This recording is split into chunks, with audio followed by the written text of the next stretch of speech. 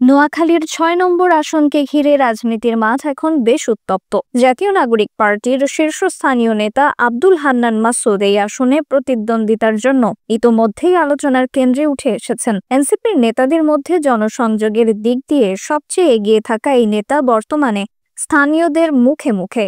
অনেকে বলছেন, যদি এনসিপি থেকে একজন মাত্র প্রার্থী সংসদে যেতে পারেন তবে সেটা হবেন হান্নান মাসুদই। হাতিয়ায় জন্ম নেয়া এই নেতা এলাকার মানুষের সঙ্গে নিয়মিত যোগাযোগ রেখে চলেছেন। যদিও এরই মধ্যে জনসংযোগের সময় তিনি 2 বার শিকার হয়েছেন, তবুও থেমে যাননি, বরং এই ঘটনাগুলো তাকে আরও বেশি আলোচনায় নিয়ে এসেছে। উন্নয়নমূলক কিছু কর্মকাণ্ডের কারণে এলাকাবাসীর কাছে তার গ্রহণযোগ্যতাও তৈরি হয়েছে। তবে রাজনীতির ময়দান সহজ নয়, বিশেষ করে এমন একটি আসনে যেখানে বহু বছর ধরে বিএনপির গভীর শিকড়। সাবেক এমপি প্রকৌশলী ফজলুল আজিমের বয়স ও সক্রিয় রাজনীতি থেকে কিছুটা দূরত্ব থাকায় এবার তিনি নির্বাচনে অংশ নাও নিতে পারেন। এই সুযোগে অনেকেই ধরে নিচ্ছিলেন হান্নান মাসুদের সামনে একটা উজ্জ্বল সুযোগ রয়েছে। কিন্তু হঠাৎ করে দৃশ্যপটে উঠে আসছেন বিএনপির অভিভাবক কমিটির সদস্য প্রকৌশলী তানভীর উদ্দিন রাজীব। তার জনপ্রিয়তা হঠাৎ করেই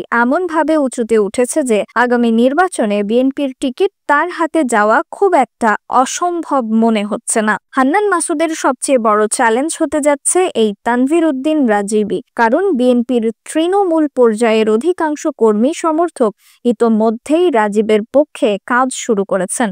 জনসংযোগে প্রতিদিন তার পাশে হাজারো মানুষের উপস্থিতি দেখা যাচ্ছে। তিনি হাতিয়ার প্রত্যন্ত অঞ্চলগুলো ঘুরে ঘুরে সাধারণ মানুষের কথা শুনছেন, মন জয় করছেন।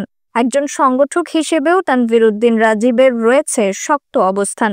তিনি এমন এক নেতা যিনি সরকার দলীয় দমন পীড়নের সময়েও হাতিয়ায় বিএনপির রাজনীতিকে টিকিয়ে রেখেছিলেন। ৪৫তম প্রতিষ্ঠা বার্ষিকীতে তার নেতৃত্বে আয়োজিত তারুণ্যের সমাবেশ এবং পুলিশের বাধা উপেক্ষা করে রাস্তায় মিছিলের নেতৃত্ব দেয়াই প্রমাণ করে তিনি কতটা সাহসী ও সংগঠক সুলভ। এদিকে দলের বিভিন্ন কর্মসূচি বাস্তবায়ন এবং ইউনিয়ন ও ওয়ার্ড পর্যায়ের সংগঠনে তরুণদের গুরুত্ব দেয়ায় স্থানীয় নেতাকর্মীদের মাঝে রাজীবের প্রতি আস্থা জন্মেছে। তার নেতৃত্বে দলীয় কর্মসূচিতে কর্মীদের অংশগ্রহণও চোখে পড়ার মতো। এই অবস্থানে হান্নান মাসুদের সামনে ইতিমধ্যেই একটি শক্ত প্রতিপক্ষ হিসেবে দাঁড়িয়েছেন রাজীব।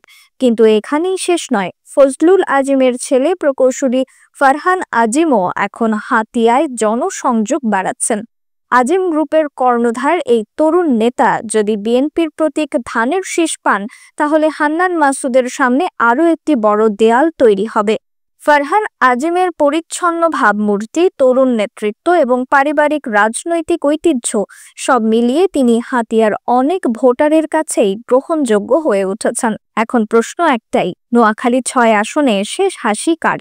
হান্নান মাসুদের দীর্ঘদিনের প্রস্তুতি কি বাস্তবে রূপ নেবে, নাকি রাজীবের অভিজ্ঞতা ও জনসম্পৃক্ততা কিংবা ফারহানের পরিচ্ছন্ন ভাবমূর্তি সবকিছু ছাপিয়ে যাবে? সম্ভাবনার সাথে অনিশ্চয়তা আর জনস্রোতের মাঝে লুকিয়ে থাকা মনোভাব সব মিলিয়ে হাতিয়ায় এবারের নির্বাচন ঘিরে তৈরি হয়েছে টান টান উত্তেজনা, যেখানে প্রতিটি পদক্ষেপই এক একটা নাটকীয় মোড় নিতে পারে।